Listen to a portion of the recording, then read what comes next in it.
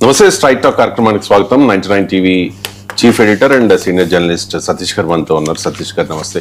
Trainee IPS Uday Krishna Reddy కేసులో సంచలన విషయాలు, కొత్త విషయాలు కూడా వెలుగులోకి వస్తూ ఉన్నాయి. ఇప్పటికే సీసీ ఫుటేజ్ ని సేకరించిన పోలీసులు ట్రైనీ మహిళా ఐపీఎస్ మీద ఆయన అనుచితంగా వ్యవహరించారు అనే కొన్ని ఆధారాలను కూడా సేకరించిన పరిస్థితి. అండ్ రీసెంట్ గా ఆయన రూమ్ ని చెక్ చేస్తే కనుక కొన్ని లవ్ లెటర్స్ కూడా కనిపించాయట.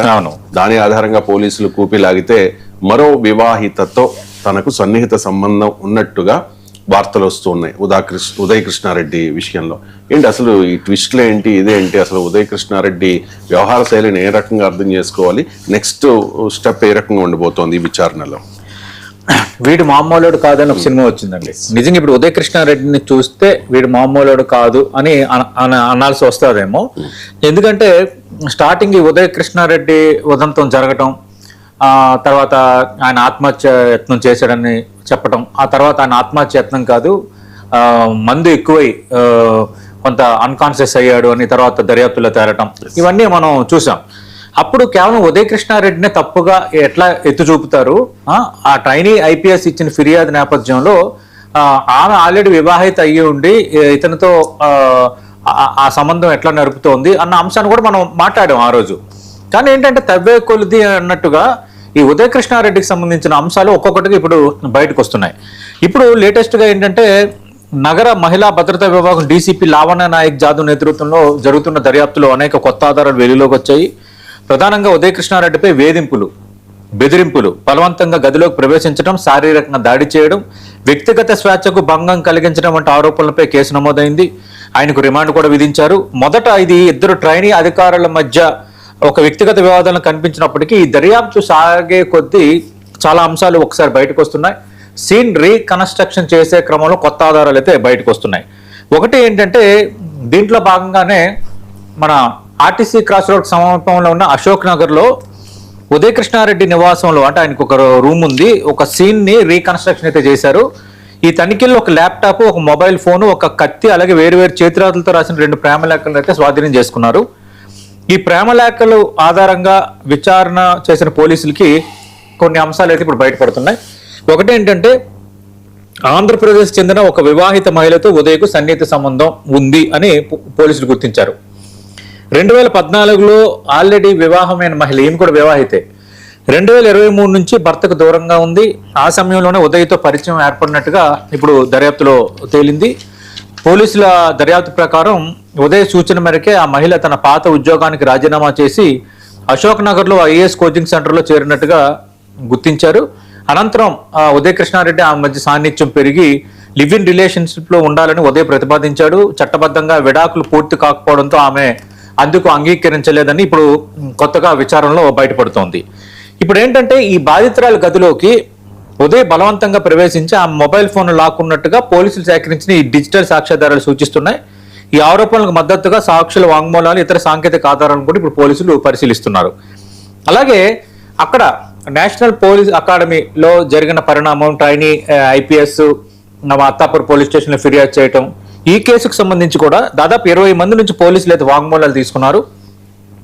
శిక్షణ సమయంలో కేవలం ఈ అనుచిత ప్రవర్తనే కాదు, ఉదయ్ తీవ్ర ఆవేశం, అంటే తీవ్ర కోపంతో ప్రవర్తించడం, మిగతా తోటి ట్రైనీ ఐపీఎస్లని, తర్వాత ఉత్తరాది రాష్ట్రాల నుంచి వచ్చిన ఐపీఎస్లని, అంటే మహిళలైనా కాదు మిగతా వాళ్ళని కూడా, వాళ్ళకి కొంచెం లాంగ్వేజ్ పై పట్టు లేకపోవడంతో తెలుగులో రకరకాలుగా వాళ్ళని మాట్లాడి టీచ్ చేయటం, ఇప్పుడు ఇలాంటివన్నీ కూడా కొంత చేశాడు. దీంతో కొందరు ట్రైనీ ఐపీఎస్ అధికారులు కూడా మానసిక ఒత్తిడికి లోన్ అయ్యారు, కంప్లైంట్లు కూడా ఇచ్చారనేది ఇప్పుడు ఈ విషయాలన్నీ బయటకు వస్తున్నాయి.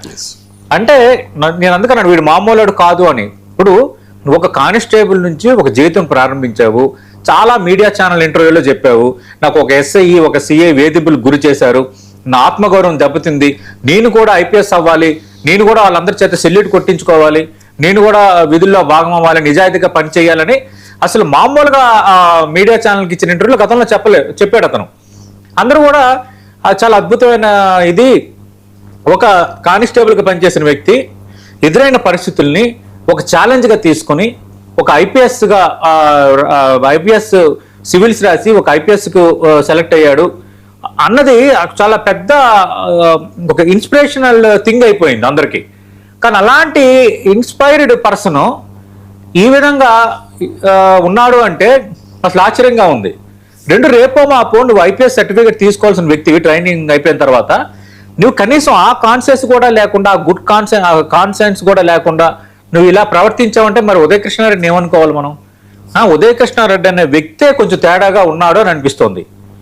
ఎందుకంటే ఆయన వ్యవహరించిన తీరు కేవలం ఇప్పుడు ఈ ట్రైనింగ్ అయిపోయిస్తాం కదా, ఈమె వివాహిత, ఆమె వివాహిత, పాత ఆమె ఒక వివాహిత సంబంధం ఉందని తేలింది. అలాగే పోలీస్ ట్రైనింగ్ లో ఉన్న మిగతా వాళ్ళ పట్ల అనుచిత ప్రవర్తన చేశాడని తేలింది. మరి నాకు తెలిసి రేపు పొద్దున్న సర్టిఫికెట్ కూడా కష్టమే, మోస్ట్లీ చాలా ఇదిగా తీసుకుంటారు. ఇలాంటి మల్టీ డైమెన్షనల్ ఫేస్ ఉన్న అంటారు కదా, అపరిచితుడు అంటారు కదా, ఇలాంటి మల్టీ డైమెన్షనల్ ఫేసెస్ ఉన్న వ్యక్తులు రేపు పొద్దున్న ఈ ఐపీఎస్ పోస్ట్కి ఎట్టి పరిస్థితుల్లో పనికిరారు. ఇలాంటి వాళ్ళ చేతిలో ఐపీఎస్ డిగ్రీ పెట్టి, ఐపీఎస్ సర్టిఫికేట్ పెట్టి రేపు పొద్దున్న ఇతని చేతిలో లా అండ్ ఆర్డర్ బాధ్యతలు పెడితే పరిస్థితి ఏముంటుంది? ఈ మనిషి ఈ విధంగా మారుతాడని గ్యారంటీ ఏంటి? రేపు పొద్దున్న ఏం జరగచ్చు? ఇప్పుడు ఈయన ట్రైనీ ఐపీఎస్గా ఉన్నప్పుడే తోటి ట్రైనీ ఐపీఎస్ విషయంలోనే ఇలా వ్యవహరిస్తే రేపు ఐపీఎస్ అయిన తర్వాత ప్రజల పట్ల ఇంకెలా వ్యవహరించవచ్చు? ఎందుకంటే అధికారం చేతిలో ఉంటుంది. యువర్ ఐపీఎస్, నీకని చాలా మంది అధికారులు ఉంటారు. నీకు చిన్న పోస్టింగ్, పెద్ద పోస్టింగ్ అని పెద్ద పోస్టింగ్ వస్తుంది కదా. అంటే హోదా ఉన్న పోస్ట్ ఐపీఎస్ అంటే ఒక హోదా. జిల్లా ఎస్పీలుగా రావచ్చు. ఫస్ట్ ఏమో అక్కడ ఏంటంటే ఓఎస్డీలుగా వేస్తారు, తర్వాత డివిజనల్లో ఏఎస్పీలుగా వేస్తారు, స్పెషల్ ఆఫీసర్స్గా వేస్తారు, తర్వాత ఏసీపీలుగా వేస్తారు. ఇట్లాంటి పోస్టులు వస్తాయి ఐపీఎస్లకి. ఈ రేపొద్దున్న అధికారాన్ని దుర్వినియోగం చేయడానికి గ్యారంటీ ఏంటి ఇలాంటి స్థితి ఉన్న వ్యక్తి? అందుకు ఇది మాత్రం ఒక బిగ్ మెసేజ్. అలాగే ఇన్స్పైర్గా ఎవరైతే ఉదయ కృష్ణారెడ్డిని తీసుకుంటున్నారో వాళ్ళు ఇక్కడ తీసుకోకూడదు. ఇలాంటి వ్యక్తులు కూడా ఉంటారు. ఆయన ఒక కానిస్టేబుల్గా ఐపీఎస్ వరకు రావటం అనేది ఖచ్చితంగా అది ఇన్స్పిరేషన్ కలిగించేదే. కానీ ఇప్పుడు చేస్తున్నదంతా అసలు ఏంట్రా బాబు, ఇలా కూడా ఉంటారు మనుషులు అని అనుకునే పరిస్థితి. ఇప్పుడు ఏంటంటే పోలీస్ కస్టడీ కోసం కూడా ప్రయత్నాలు జరుగుతున్నాయి. పోలీస్ కస్టడీలోకి తీసుకుని మరింత లోతుగా విచారించాలని దర్యాప్తు అధికారులు నిర్ణయించారు. కస్టడీ లభిస్తే సంబంధిత డిజిటల్ ఆధారాలు అన్ని కోణాల్లో ప్రశ్నించే అవకాశం అయితే ఉంది. ఏదేమైనా ఈ ఉదయ కృష్ణారెడ్డి ఉదంతం అనేది కొంచెం షాకింగ్ కు గురి చేస్తుంది. ఆయన వ్యవహార తీరు ఈ విధంగా ఉన్నాడా, ఇంత ఘోరంగా వ్యవహరించాడా అని కొంత షాకింగ్ కి గురి చేస్తున్న ఆ పరిణామమే. చూద్దాం ఏం జరగబోతుంది. రైట్. ఇక కాక్రోచ్ జనతా పార్టీ దేశవ్యాప్తంగా ఎంత సంచలనం సృష్టించిందో